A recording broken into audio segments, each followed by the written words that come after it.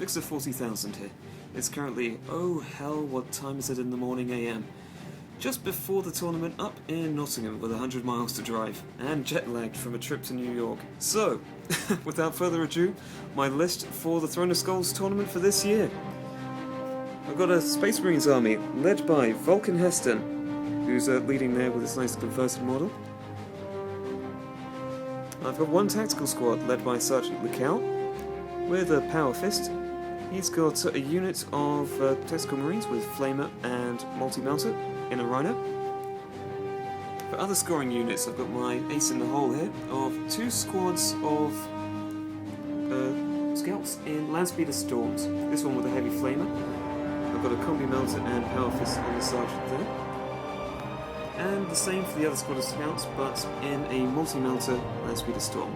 Now these guys are really quite fast. People don't really expect to see them, and they're not really sure what they're capable of, so they can surprise my opponents quite nicely.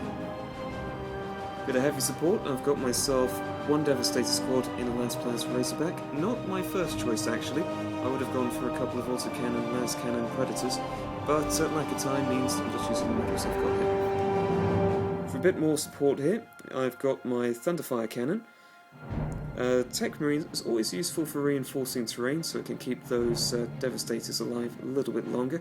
Plus the cannon is always underestimated, and the variety of shells it's got, always useful.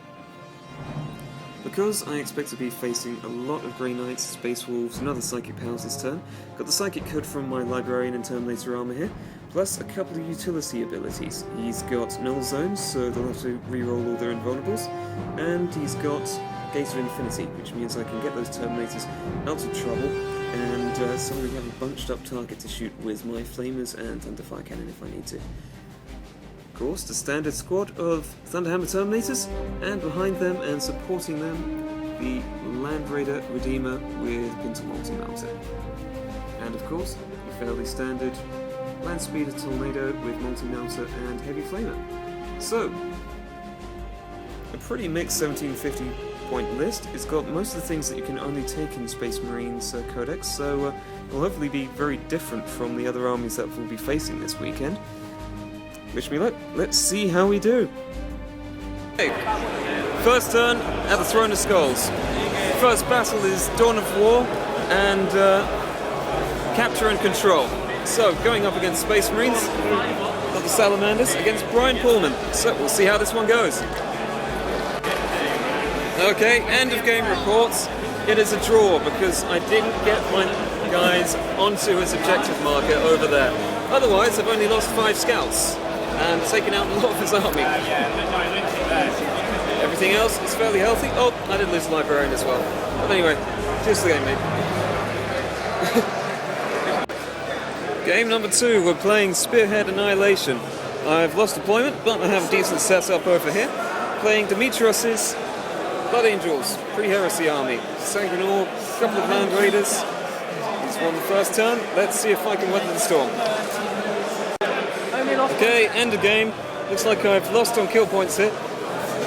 Unfortunately, a lot of Salamander casualties, but the Land Raider's still active.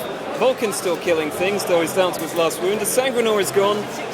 On the other side for the Blood Angels, he's just got 1 Armless Dreadnoughts, 3 Assault Marines, 1 Immobilized Rhino, and a tactical squad hiding right in the back there, like cowards. Well, cheers to the game. Okay, game number 3. We've got Pitched Battle and Seize Ground. 5 objectives, all hanging out in the middle here. Playing up against Steve's Orcs, so best of luck, mate. Okay, victory for the Salamanders. Got 2 objectives, one by the Land Raider and scoring units, the other one by the tactical squad in the cover. It's enough. Scouts in the Storms again, absolute stars, managed to do a decapitation strike on the Looters first turn. Still started to get close and bloody at the end because I just ran out of weapons to kill all of the killer cats out there. A good game, Steve. Thank you. Okay, game number 4 against Paul Henderson's splendidly converted Dark Eldar army. Unfortunately, he seized the initiative and took a gamble and lost, but the Storm's right over there, so we'll see if they can blow up the stuff. And let's see how it goes. Okay, counting the aftermath, absolute casualties. He stole the initiative with his 4+ on the first turn, which I thought it was all over. But the scouts managed to go through murdering the units afterwards, taking out Vector's Incubi units, a homunculus over there, disabling one of his vehicles. Over here, the Assault Terminators managed to weather a whole bunch of storms from all the beasts. Vulcan didn't actually make any combat at all, but he was at least threatening stuff. The Land Raider died by being glanced to oblivion. In the end, though, it ends up with 1 kill point in my favour, so I win, just barely. Good game, mate. Okay, Game 5, end of battle report. Most of my army, surprisingly, is actually live this the end of this game, as opposed to the previous 4 games. Scouts managed to outflank behind the Dark Eldar, and managed to blow up most of the transports over here before they got into too much of a threatening range. Lost Vulcan to the Duke, but his Thunderhammer Terminators managed to polish off his unit. Game has ended with 1 objective to none. So, thanks very much for the game. So, after tournament report. 1750 points of Salamanders managed to get themselves 1 draw, 1 loss and 3 wins, ending me on 11 points, and meaning I was only 1 favourite army vote away from winning the Best Space Marine player. So, as close as you can call it without winning. Maybe next year.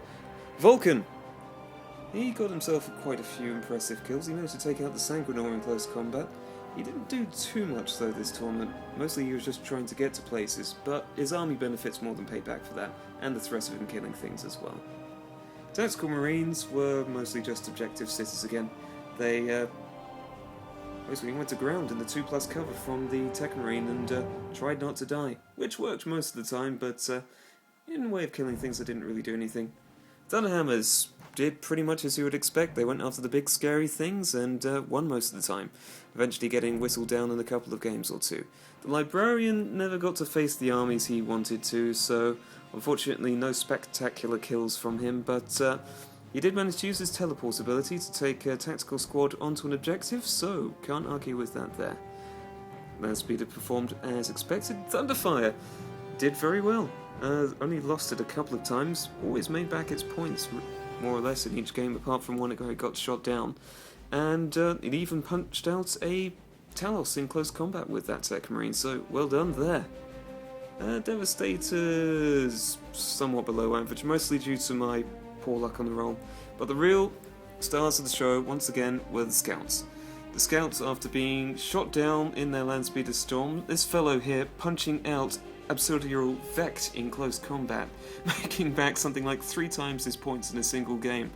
Against the Orcs, both units storming forwards and killing each a squad of 15 Orc looters, completely decapitating the force before it even got a chance to strike.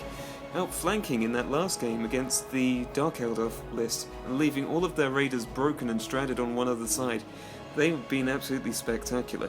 They haven't always survived, but they've always done damage or just broken the enemy's strategy enough to more than make up for what you pay for them. So, I say it's a pretty good army.